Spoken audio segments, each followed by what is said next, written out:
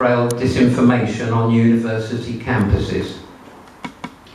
He has interviewed some of the Jewish community's strongest allies, from the former Deputy Prime Minister of Israel, the Deputy Mayor of Jerusalem, the former British Trade Envoy to Israel, and the government's anti-Semitism czar, together with businessmen and diplomats from around the Gulf region. Right, I now hand over to Raffy.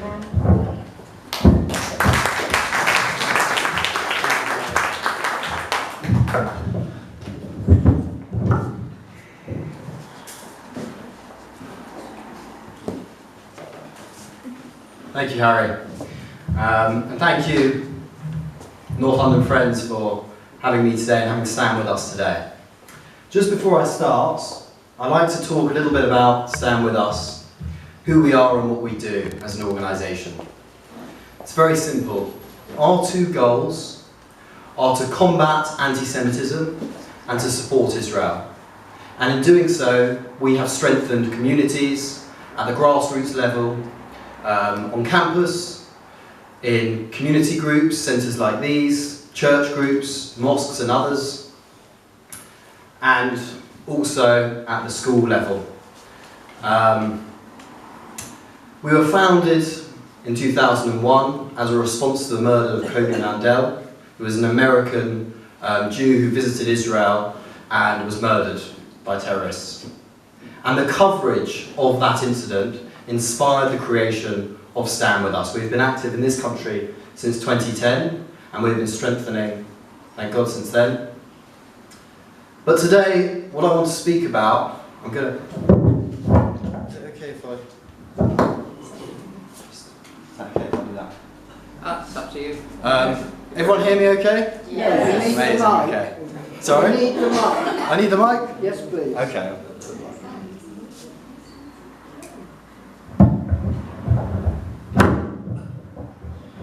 Okay.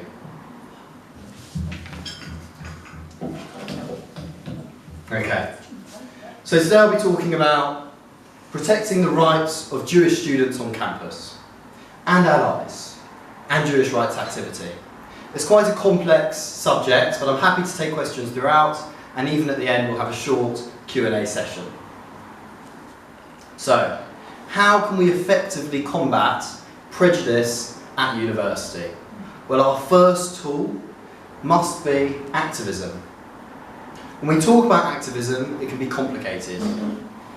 People can misconstrue it for lobbying or other ways to fight your case. But what I'm talking about is the activity of working to achieve political or social change, especially as a member of an organisation with particular aims.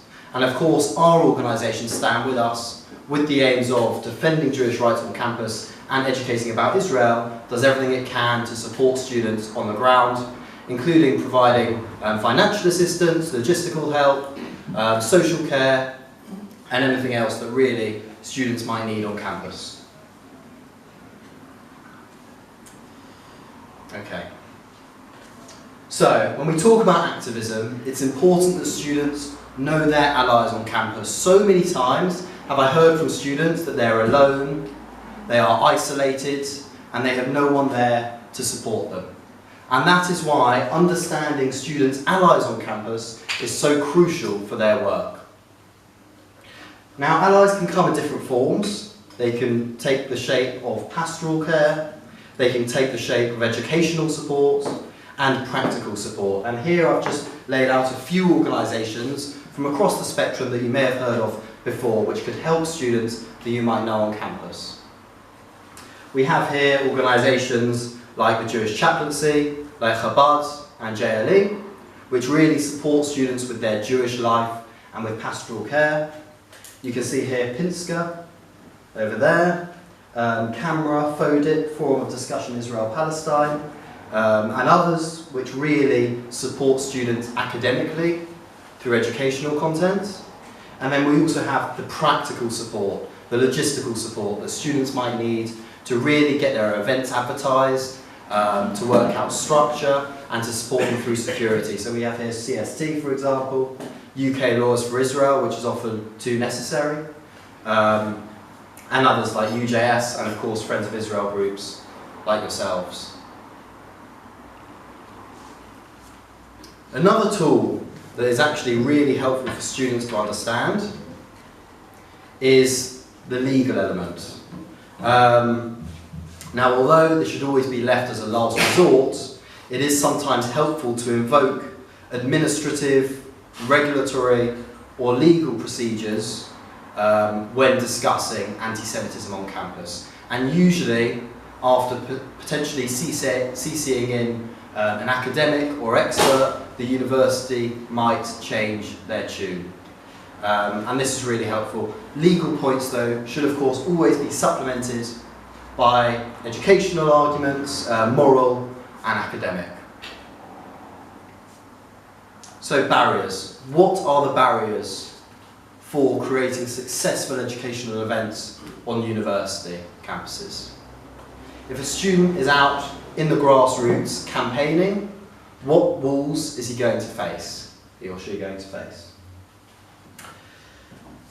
Unfortunately, since 2001, with the establishment of the Durban Conference, we've had a policy of BDS, which has filtered through into the grassroots. Now, what is BDS?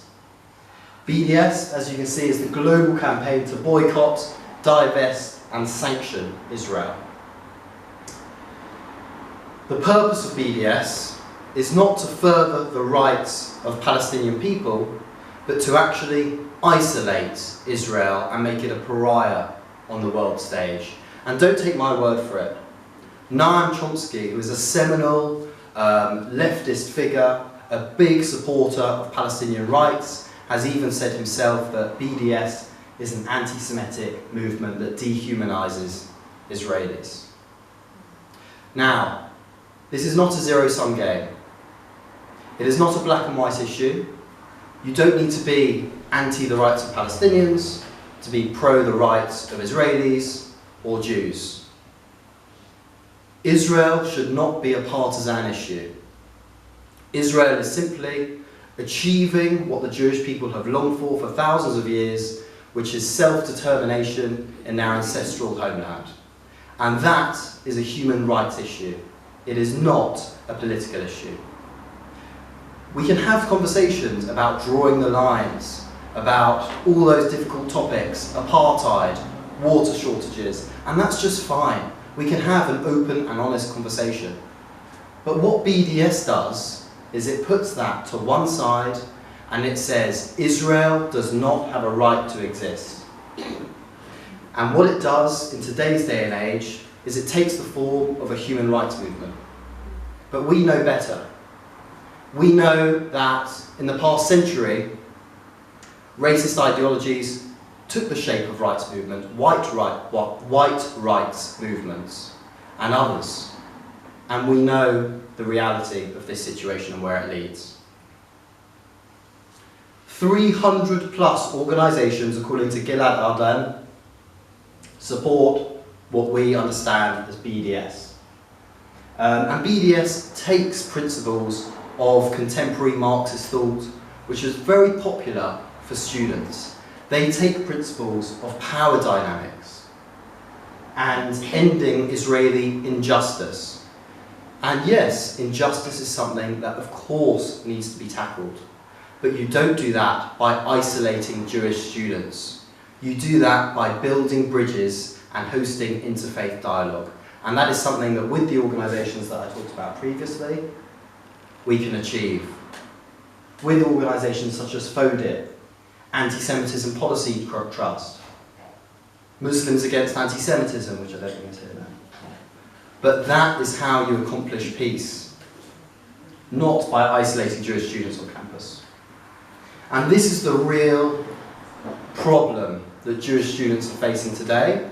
They're facing what appears to be the human rights progressive movement, but what is in fact infringing on their rights on campus, their rights to security on campus, their rights to freedom of speech, freedom of movement, and equality under the law. A Jewish student that has to pass an apartheid wall and slander and bullying as they go to university is not being treated equally. Universities have a duty under the law to treat different societies equally with fairness. And at the moment, that is not being achieved. And I'm glad to see that Lord Mann is heading up an anti-Semitism task force to deal with the problem at its roots.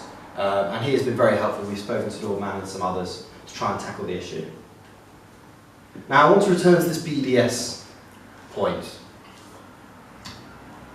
It is said that the central political demand of BDS is the right to return for the Palestinian refugees. Now, we understand why that is at the forefront of this discussion. We understand the human rights implications involved. But Omar Barghouti, co-founder of BDS, has said that a return for all refugees to Israel would end Israel's existence as a Jewish state and take the self-determination away from the Jewish people. And for a people that have been persecuted for thousands of years in every part of the world, that is not acceptable. Now we can talk about a two-state solution if you like. We can talk about the different answers that may be in the atmosphere at the moment, but to contemplate and lobby for a right for all of the Palestinian refugees to return to the state of Israel would end Israel's existence as a Jewish democratic state, said by Omar Barghouti himself. Ultimately then, BDS's goal is to eradicate Israel and end Jewish self-determination. And that is something that no minority group should have to defend on campus. And I don't think actually that any other minority group has to. And this is what we're talking about when we say double standard, when we say delegitimization, demonization. So, in practice, what do movements like BDS do? Well, they fuel discrimination on campus. They make cooperation and peace less likely. We need to be extending an arm to these other minority communities, building bridges. And we can't do that so long as an argument is being had which says that Israel does not have a right to exist. Okay. So, there are 40 UK branches of the Palestinian Solidarity Campaign, and they are very popular in this country. War on Want, Palestine Action, Palestine Return Centre, Friends of Al-Aqsa, these are all mainstream organisations that are generally accepted. And these are all organisations that support BDS. We have just discussed why that's so problematic. Now, I'd like to just turn your attention to this graph here. How money can reach terror groups explained. Okay? Just on the right. I'll read it out for those of you who can't see properly. Essentially, individual donors donate money to charity platforms. The charity platforms then are directed to the BNC, which stands for the BDS National Committee, which is an organisation in the Palestinian territories. Now the BNC includes blocks such as the PNIF, and the PNIF is made up of organisations including Hamas, Islamic Jihad, the PFLP and others, designated terrorist organisations by the UK, US and others. And this organisation, I'd just like to remind you, is an organisation that's supported by these mainstream platforms, the Palestinian Solidarity Campaign and others. And this is something that students have to grapple with. They have to grapple with essentially incitement on a grassroots level on their campus. And I don't think, it does leave you speechless. Now, I've talked about how this is so mainstream. Organisations like these are affiliated with trade unions, university trade unions, which often join in on the strikes on the anti-Israel platform.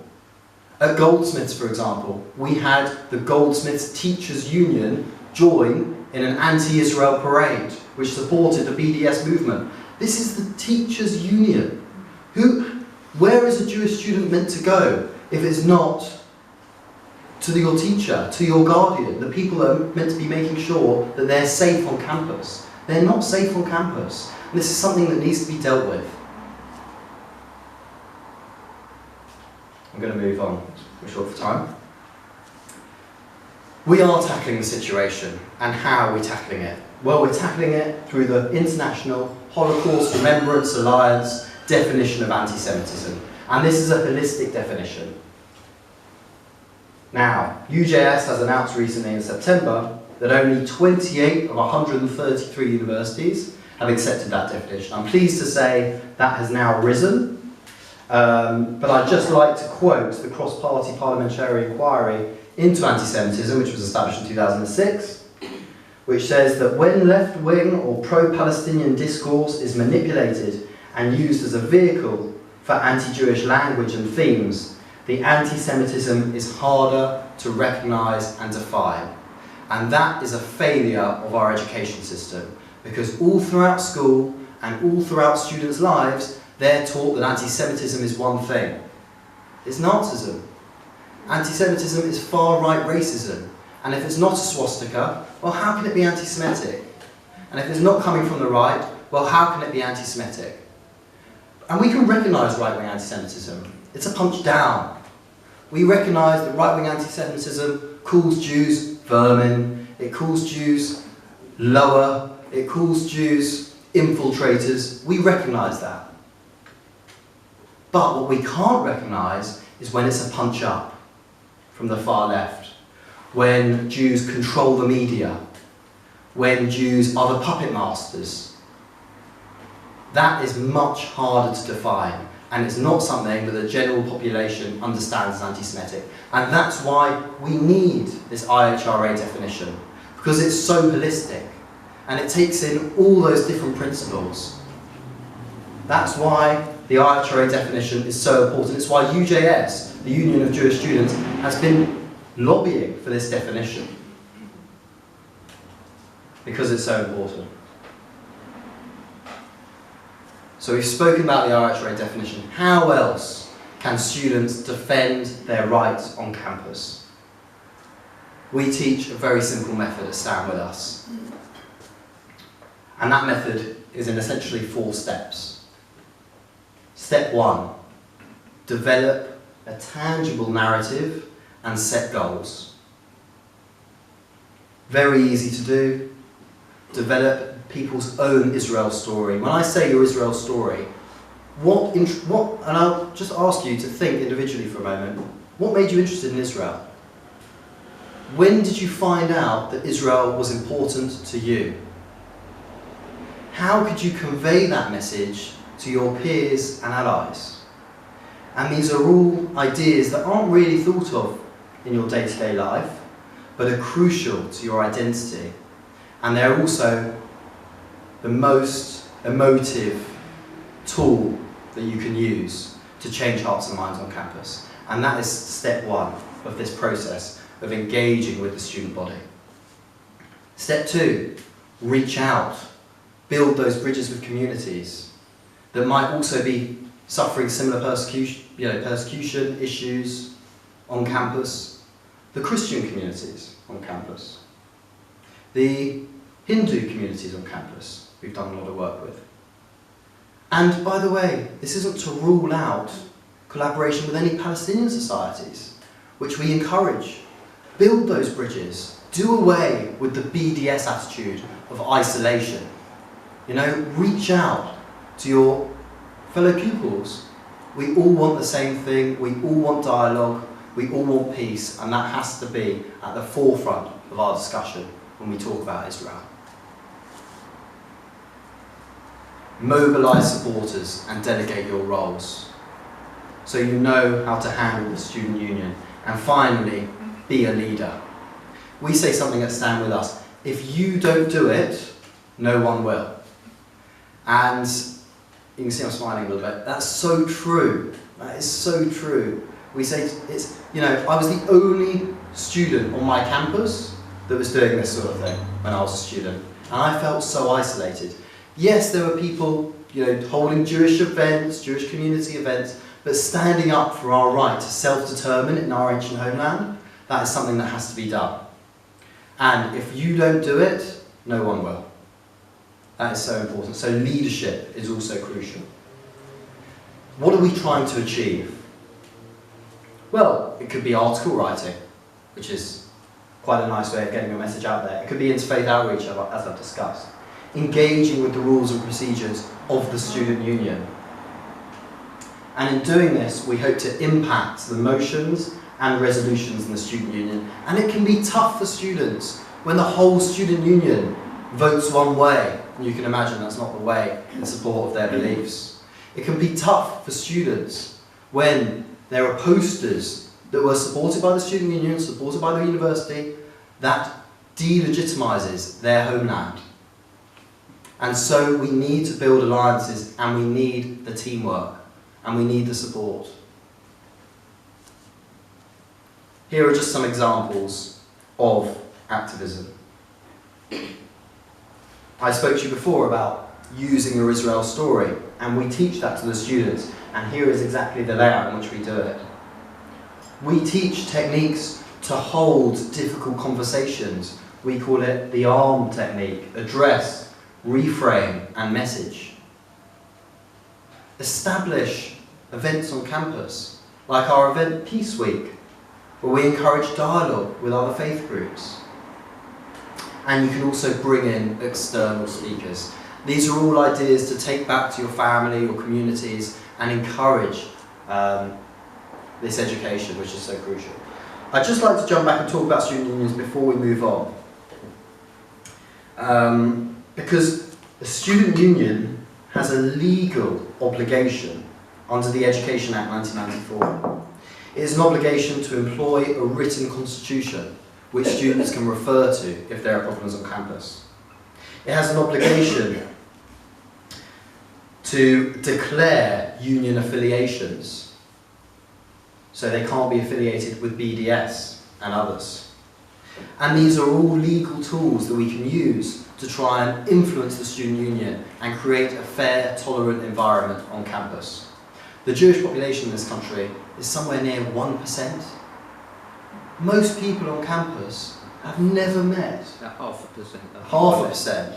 0.5% around. Most of the students on campus have never met a Jew in their lives. And that's why I say, when we talk about the individual, when we talk about our personal responsibility, it has to be us. Can you imagine, you know, I'm sure a lot of you here know young Jewish people, and I'm sure you know, they're much more interested in their social lives, you know, than they are with these big issues. Just imagine how little the general population care if that is the feeling of our youth. And that's why we have to be the one to go out and change hearts and minds. How are we doing for time? Okay, so I'd now like to play you a short video about what we call the Emerson Fellowship, which is our program on campus, and what we do.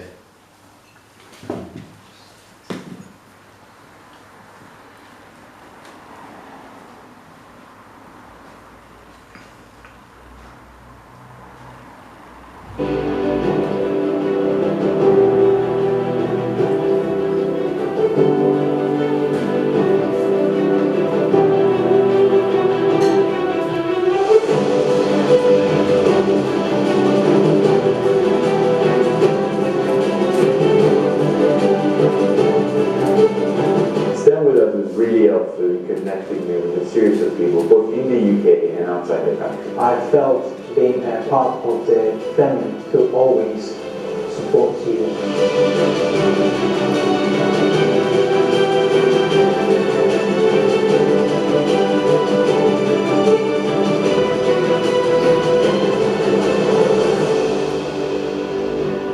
The Emerson Fellowship from Stanford UK didn't just practically give me the skills to make a tangible impact on my campus, but it really benefited me and my wider skill set while I was a student and now in my professional life. I found the strength in myself and courage in taking more leadership roles. So what the network gave me is confidence.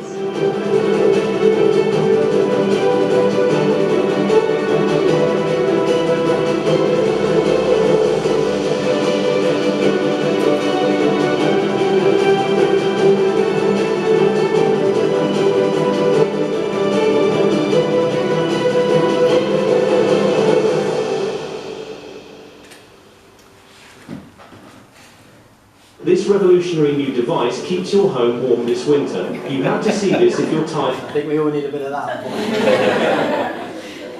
Okay, great.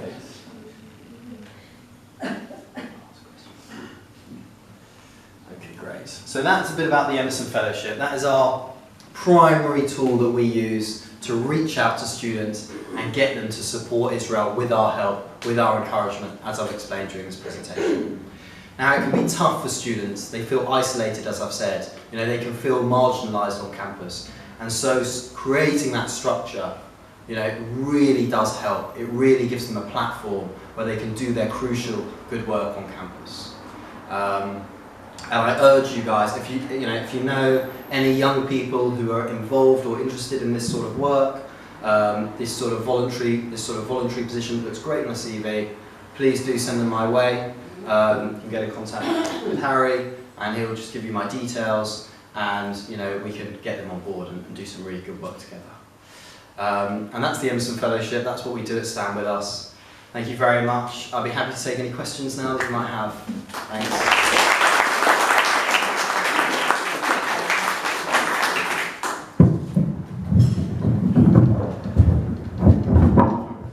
Well, thank you very much, Raffy. That was brilliant. So pleased that we could hear such a wonderful talk. I should mention that I did notice that one of the people who figured in your presentation, in the pictures, was Jonathan Farrell, and some of you may remember that he actually addressed one of our annual events a few years back. So we're very pleased that you are a worthy successor to him, and thank you so much. I'd also like to say that I've just seen that Teresa Villiers MP is here, so thank you very much, Teresa, for joining us.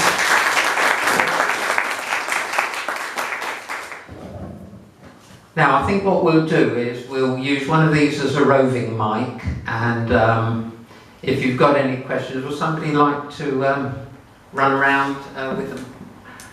I'll run around if I can ask a question. You can have the first question. Listen, cameras as well. Excellent presentation. Thanks very much indeed. Just the 3 or 4 points, just quickly raise if I may.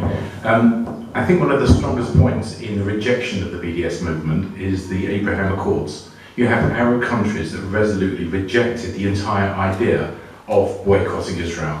If that's not the strongest feature or element that we can have in our armoury, I don't know what is. They said, we don't accept it, we rejected it, we're making friendships with Israel for everything that they can bring to the world. That's the first point. You mentioned about refugees. You said that if all the refugees were allowed back in the 1948, after 48 war, then that would swamp Israel, it would become a Jewish state. I think my concern there is with legitimacy. We can't deny the Palestinians have a right to a state. And I think when I've been in discussions before, it's a matter of mutuality. Yes, we recognise the Palestinians have rights. Yes, you want a state, but don't delegitimise Israel. And I think that helps to diffuse some of their arguments. Not that we don't reject it, it's a matter of accepting that you have a right and we have a right as well to accept our rights. The other 2 points, quite quickly, were the mutuality. And the last point is the definition of antisemitism, which the IHRA. That really comes out as from the Macpherson report, which arose after the death of Stephen Lawrence. And that's what happened, where the black community were allowed to say any discrimination as the black community is defined by the black community. So therefore, the fact that we've got very little support in the academic institutions for that is a scandal. But it's not just the Jews, the black community is being seen to be able to define what is racism and black, and therefore the HR is legitimate for that reason. So thanks very much. And now I'll keep to my promise and I'll road round. Thanks. Thanks. Do you want to reply? Yeah, I'll respond. So I'll respond to that one, yeah.